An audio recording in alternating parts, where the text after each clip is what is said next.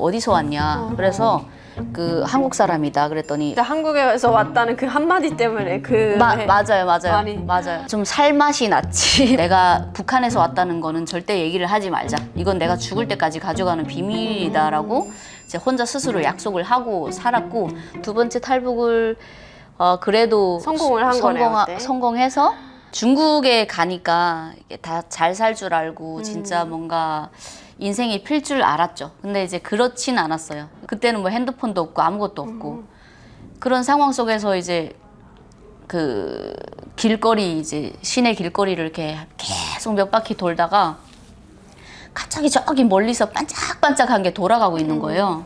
너무 이쁜 거지. 난 살면서 그런 걸 처음 봐가지고 아, 너무 화려하다, 너무 이쁘다 이러면서 계속 그 앞으로 이제 걸어가니까 이제 헤어숍 손님들 엄청 많더라고요. 헤어숍에서 막 머리 해주고 막 그런 이제 사람들이 있더라고요. 근데 그때 당시에 2008년도다 보니까 2008년, 2009년 요때다 보니까 이제 그런 노랑 헤어 막 이런 머리가 유행했어요. 사자 머리들. 중국에서? 네, 중국에서. 그리고 막 이제 그 똥꼬가 보일까 말까 하는 그런 막 팬티도 입고 막 그런 바지 입고 막, 그러니까 이게 사람이 사람 같지 않고 뭔가 귀신처럼 보이는 느낌? 그러니까 뭔가 무섭지. 그런 사자 언니들이 막 거기서 이제 해주는 거예요. 그리고 오빠야들도 막 머리 막 파랑 머리 하고 막 이런 그런 시기였어요. 그리고 막 귀걸이도 이런 둥그런 거 이런 거 달고 있고. 그러니까 뭔가 내가 봤을 때는 진짜 막 그 사람이 아닌 듯한 그런 무서움이 있었는데, 그래도 다가가가지고 들어가니까 이제 사장이 나오는 거예요. 근데 사장은 얌전하게 생겼어요. 그래서 먹여주고 재워주세요 그랬지. 일해드리겠다. 근데 말이 안 되니까 내가 항상 했던 거, 먹여주고 재워주세요, 일해드리겠습니다, 이렇게 하니까 나를 받은 거지 거기서. 그래서 거기서 점심 저녁을 먹여주고, 나는 이제 그 저녁에 고객들이 가면은 그 이 바닥을 다 쓸고 이불 펴고 거기서 자고, 그리고 또 다음날 새벽에 일어나서 이제 오픈하고 청소하고 그러고 이제 하루 일상을 보내기 시작했지. 북한보다는 좀 나아 보일 것 같네요. 북한보다는 낫죠. 왜냐면 그래도 이 밥에 고깃국이니까. 그렇게 이제 두 끼를 먹어도 잘 먹고 하니까. 그래서 그렇게 일을 한 몇 개월을 하니까 그때부터 이제 한국 돈 한 6만 원 정도? 월에 6만 원 정도씩 챙겨주더라고요. 그래서 그 돈으로 이제 아침밥도 사 먹고 내 인생에 꽃이 피는 날이 오게 됐지. 그때. 그러니까 그때 거기서 일할 때? 거기서 일하면서 어떻게 됐냐면, 한 사람을 만나게 됐는데 그분이 이제 고객님이었어요. 오시는 고객님이었는데 되게 이쁘장한 여성분이었어요. 근데 나를 맨날 보고 욕심냈어요. 그때 당시에 피부가 진짜 뒤지게 좋았거든요. 내가 피부가 진짜 좋았어요. 그때 완전 그냥 그 구멍 하나 없이 그런 피부였어요. 그래서 그 사장이 나를 보고 너무 마음에 들어가지고 계속 말을 걸고 막 이제 그 샴푸하면 나를 시키고 막 그랬었거든요. 그런데 어느 날 그러는 거예요. 너 여기랑 너랑 안 어울려. 너 피부 배워보지 않을래? 피부 미용 배워보지 않을래? 나 거기 사장이야. 그러면서 나를 캐스팅한 거예요. 그래서 내가 너 여기서 받는 돈 다 줄 테니까 나랑 같이 가서 피부 배우자. 그래서 오케이 하고 따라간 거죠. 그러니까 그때 당시에 제가 제일 힘들었던 게 뭐냐면, 매일 서서 일을 하니까 다리가 너무 아픈 거예요. 신발도 제대로 된 신발이 아니라 보니. 그래서 다리가 너무 아픈데 이제 피부 미용은 앉아서 한대요.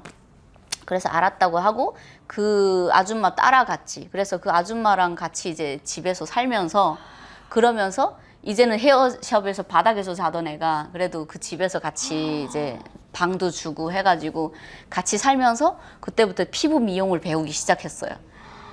그러면서 피부 미용 배우다가 그 사장의 친구를 통해서 이제 나의 신분증, 중국인 신분증을 만들게 됐어요. 그 사장님은 북한 사람인 걸 알았어요? 제가 중국 땅에서 지금도 내가 북한 사람이었다는 걸 아무 사람도 몰라요. 그 누구도 몰라요. 왜냐면 내가 한번 이제 북송되고 이제 그 감옥살이를 하다 보니까 또 이제 죽을 고비를 겪으면 안 되잖아요. 그래서 누구도 믿지 말자. 내가 북한에서 왔다는 거는 절대 얘기를 하지 말자. 이건 내가 죽을 때까지 가져가는 비밀이다라고 이제 혼자 스스로 약속을 하고 살았고, 또 제가 있던 곳은 그 탈북민이나 조선족이나 아무도 없었고 그냥 다 한족이었어요.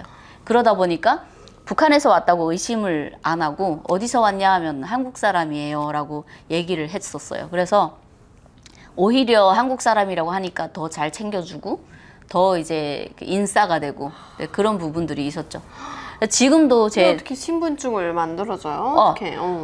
그 신분증 만든 것도 진짜 너무 운이 좋았죠. 너무 운이 좋았던 게 그때 당시에는 그렇게 심각하진 않았어요. 지금은 물론 할 수가 없는데 그때 당시에 이제 전화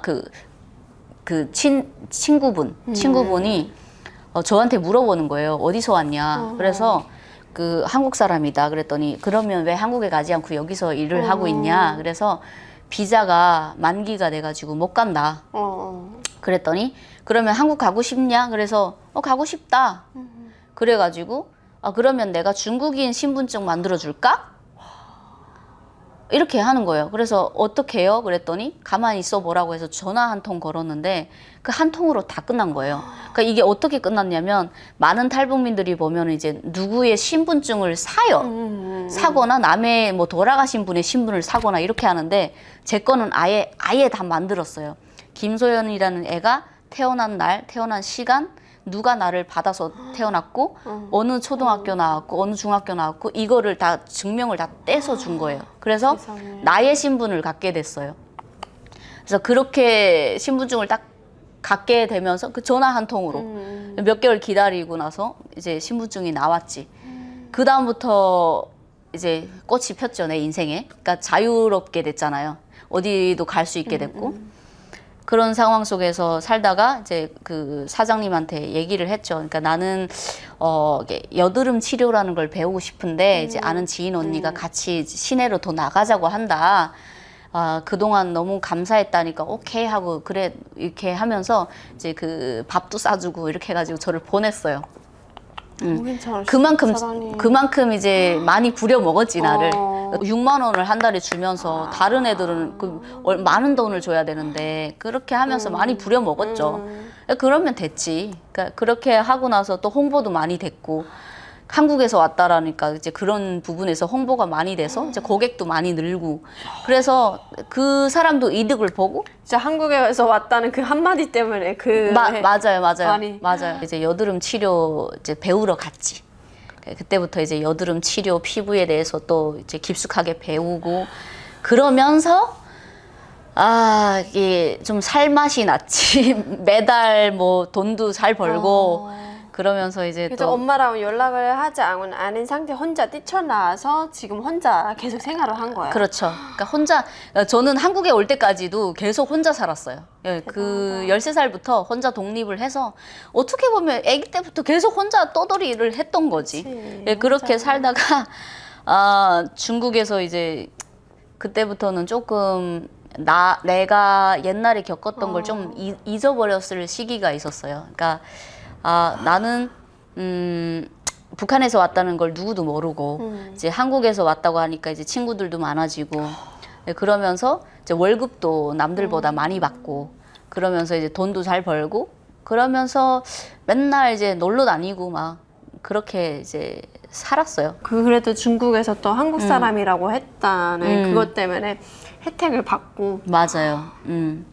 그게 제일 컸던 것 같아요. 그러니까 이게 내가 나를 지키려고 이제 그렇게 얘기를 한 건데, 한국 사람이라는 이유로 이제 월급도 많이 받으면서 또 대접도 또 많이 받으면서, 네, 그리고 또 서로 나중에 제가 취직하게 된 병원이 있었는데 1층에서 5층까지 이제 그 한 병원이에요.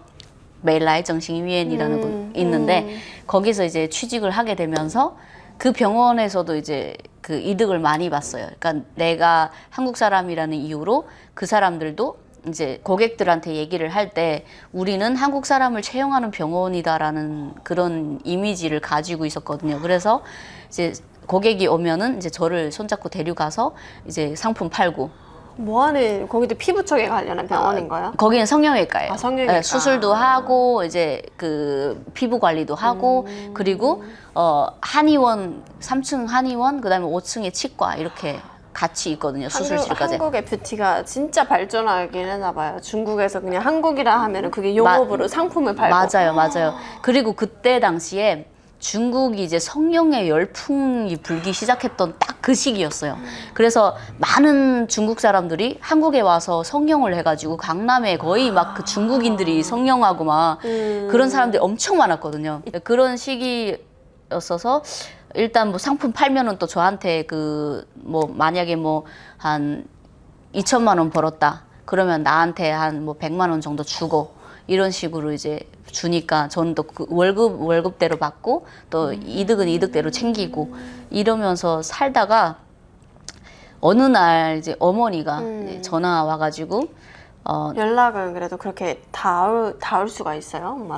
연락을 하고 있었죠. 계속 하고 아. 있었죠. 근데 우리가 막 다른 가족들처럼 뭐 자주 연락하는 게 아니라 1년에 한 번 정도 연락하고 안부 전화하고 이런 식으로 살았었는데 어머니가 연락 와서 한국 간다. 자기는 한국 가겠다. 더 이상 중국에서 못 살겠다. 그래서 같이 가겠냐라고 물어봤어요. 근데 그래서 뭐라고 했어요? 안 간다고 했죠. 근데 제가 2018년도에 한국에 여행을 한번 왔었어요. 제주도로 이제 무비자거든요. 그래서 제주도로 여행을 와서 그 신라 백화점인가? 신라 면세점 가서 막 쇼핑도 하고 막 그렇게. 어땠어요 그때?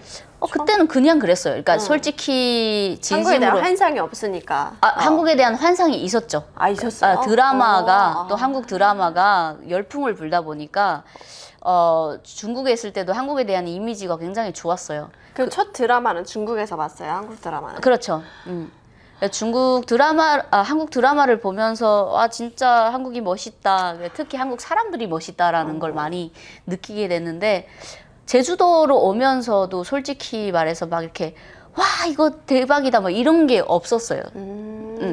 그냥 그런가 보다 그냥 근데 제일 좋았던 건 이제 그 공기가 엄청 좋고 막 하늘이 맑았고 막 그 바다가 새파랗고 막 그런 부분이 너무 좋더라고요. 그래서 한 보름 동안 그 제주도에서 살다가 다시 이제 중국으로 돌아갔다 보니까 이미 이제 무비자라는 걸 알고 있었던 상황에서 엄마가 이제 사라진 거지. 갑자기 한국행을 한다고. 그러니까 이제 뭐 일을 해야 되는데 그 초음파 기기 있잖아요. 이런 기기를 가지고 이제 고객 얼굴에다가 막 시술 받고 나오면 해주고 해야 되는데 그 겁나 무거워요. 그것도 하다가 뚝 떨궈버리고 고객도 놀라잖아요. 아프고 막. 그러니까 일이 손에 안 잡히는 거지. 그래서 사직서 내고 나 혹시 이제 못 돌아올 수도 있으니까 이렇게 부탁한다 이러고 이제 사직서 내고 그러고 비행기표 떼고 이제 제주도로 다시 또 왔지. 근데 그때가 2019년도 4월달. 한국 온 거야, 아야? 네, 한국 왔지. 그러니까 온 이유가 그냥 그거였어요. 엄마 찾으러 온 거지.